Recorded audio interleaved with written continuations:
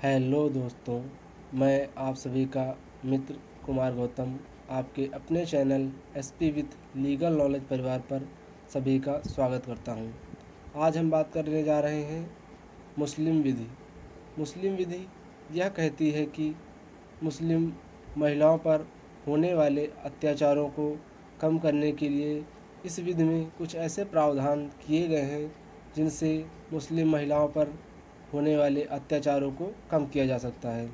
इस्लाम धर्म के शुरुआती दिनों में विवाह को कोई सांसारिक या सामाजिक परंपरा के रूप में नहीं देखा जाता था। विवाह इस्लाम धर्म में किसी भी व्यवस्था का रूप नहीं लिए था। इस्लाम धर्म में सगी माँ बहनों को छोड़कर वह सभी महिलाओं के साथ लैंगिक संबंध स्थापित करते थे। उस समय महिलाओं पर काफ़ी अत्याचार होते थे। इसी पर को ध्यान में रखते हुए इस्लाम के प्रवर्तक मोहम्मद पैगंबर साहब ने कुरान में 4 विवाह की अनुमति दी। मोहम्मद पैगंबर साहब ने खुद 4 शादियाँ की। इसी वजह से आज इस्लाम धर्म में 4 शादियाँ ही अनुमति देती हैं। आइए हम अपने पॉइंट्स की तरफ बढ़ते हैं और देखते हैं क्या कहती है मुस्लिम विधि। मुस्लिम विधि निकाह यानी मैरिज यानी विवाह। इस्लाम के प्रारंभिक दिनों में विवाह जैसी कोई प्रथा प्रचलित नहीं थी। असीमित बहुपत्नी प्रचलित थी। सगी माँ बहनों को छोड़कर वह किसी के साथ भी लैंगिक संबंध स्थापित कर लेते थे।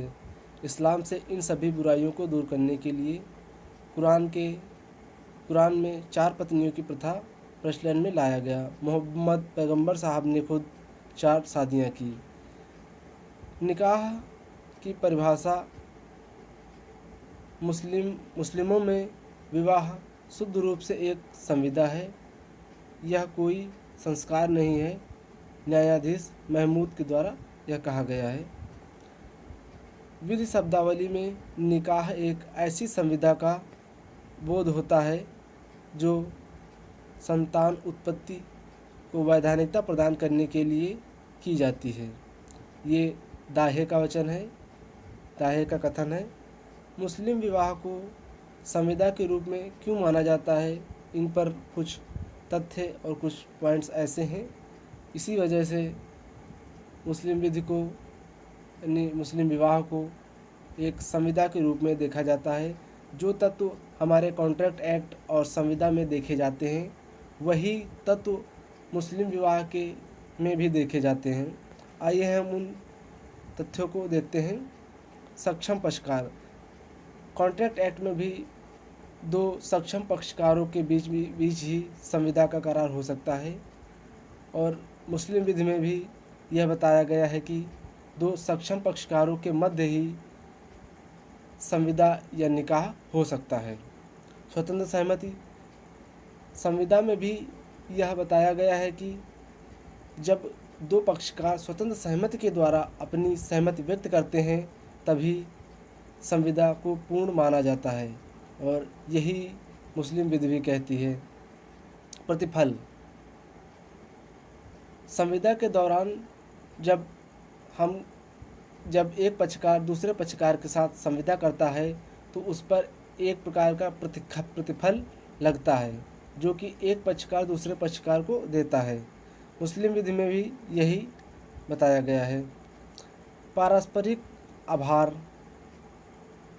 मुस्लिम विधि में भी पारस्परिक अभाव होता है और संविदा में भी पारस्परिक अभाव होता है। इसमें भी प्रस्तावना होती है और संविदा में भी एक प्रकार की प्रस्तावना होती है।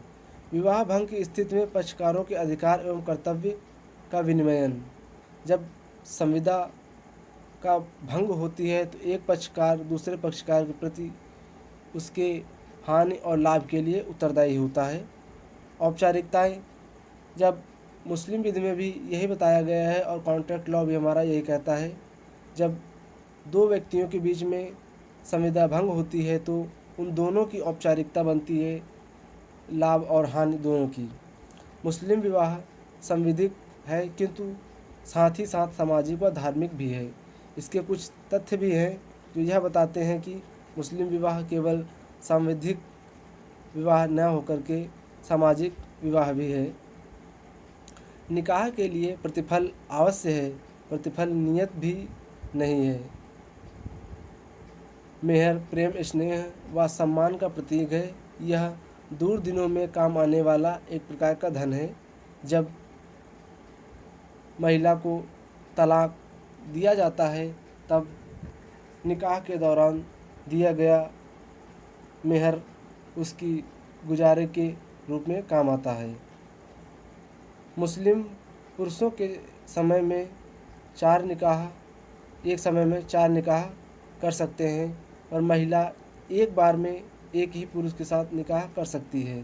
शिया विधि में हज के दौरान निकाह को वैध माना गया है। निकाह एक शुद्ध सिविल संविदा से भिन्न है।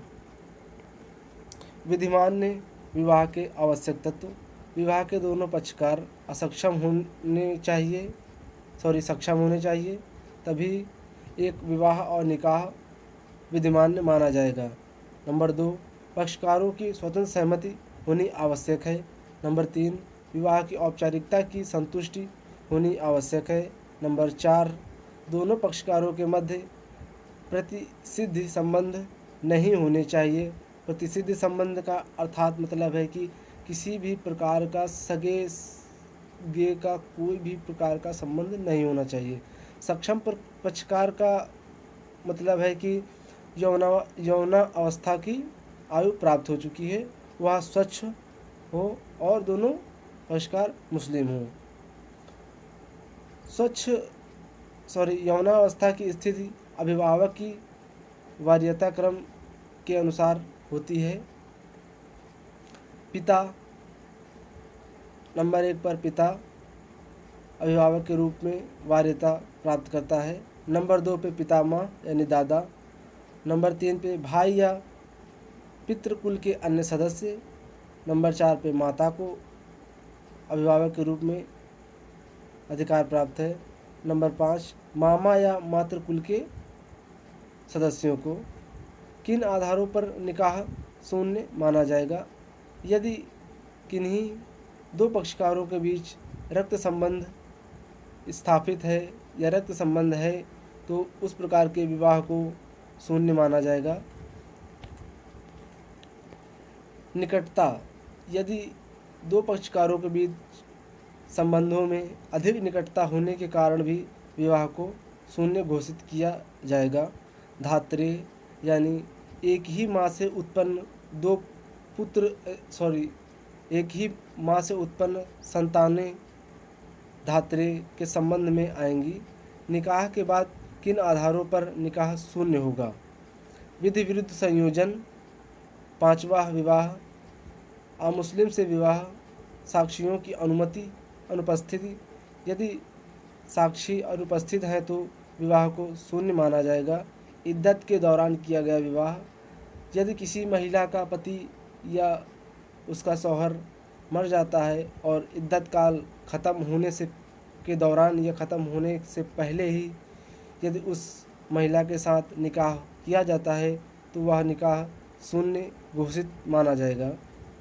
वैध निकाह की विधिक प्रमाणिकता, एक पति पत्नी की परिस्थिति, लैंगिक संबंध वैध, संतान धर्मोज्य, पारस्परिक उत्तराधिकार, दोनों पक्ष प्रतिषेध संबंधों की परिधि में हों, पत्नी मेहर की अधिकरणी होगी, तलाक होने पर इद्दत पालन करना होगा उस महिला को, पत्नी पति के विरुद्ध भरण पोषण की अधिकारिणी होगी।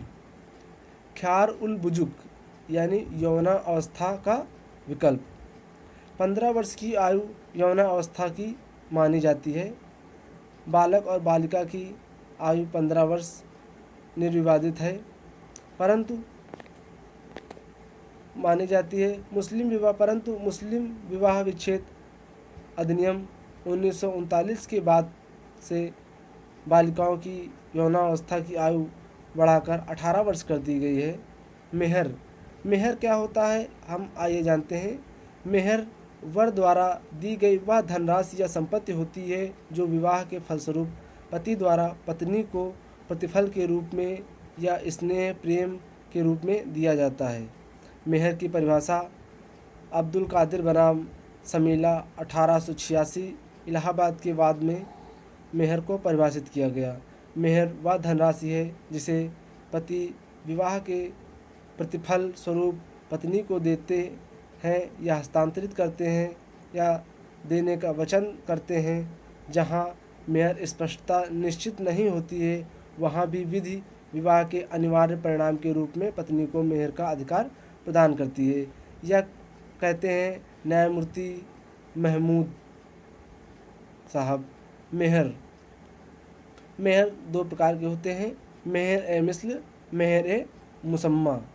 मेहर ए मिस्ल को हम उचित मेहर कहते हैं और मेहर ए मुसम्मा को हम निश्चित मेहर कहते हैं। निश्चित मेहर पहले हम बात करते हैं उचित मेहर की। मेहर निकाह का एक अनिवार्य तत्व है। मेहर यदि निकाह के समय निश्चित नहीं किया गया है तो मेहर की धनराशि को न्यायालय निश्चित कर सकता है। मेहर पत्नी द्वारा मांगा गया है तो वह मेहर पाने की अधिकारिणी होगी।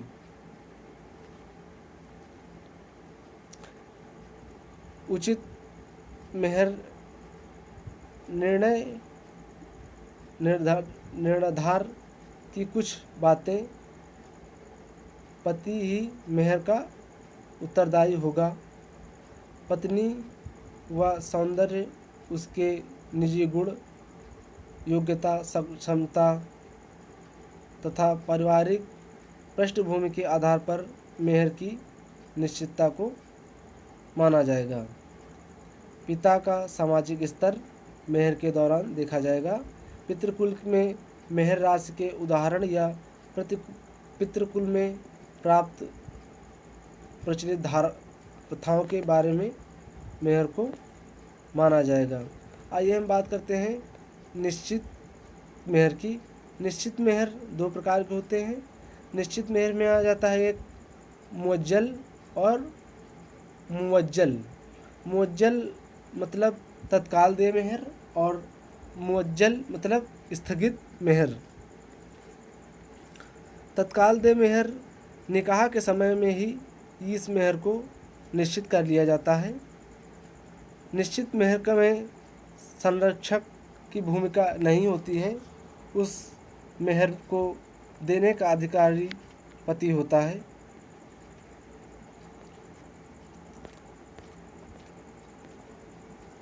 बस हमारे इस वीडियो में इतना ही था। हम नेक्स्ट वीडियो में आगे के तथ्य लेके आएंगे जो कि मुस्लिम विधि को हम अच्छी तरह से और बहुत ही सरल से सरल भाषा में उसके शब्दों का विश्लेषण करेंगे। बहुत जल्द ही मिलते हैं हम अपने अगले वीडियो में। आप सभी अपना ख्याल रखिएगा और वीडियो को लाइक, शेयर एंड सब्सक्राइब करना बिल्कुल भी ना भूलें, क्योंकि हम LLB, BA LLB और जुडिशरी से संबंधित एग्ज़ाम्स के लिए लॉ रिलेटेड लेक्चर्स और सीरीज लाते रहेंगे। आप सभी अपना ख्याल रखिएगा, ध्यान रखिएगा। बहुत जल्द ही हम नेक्स्ट वीडियो में मिलते हैं। धन्यवाद।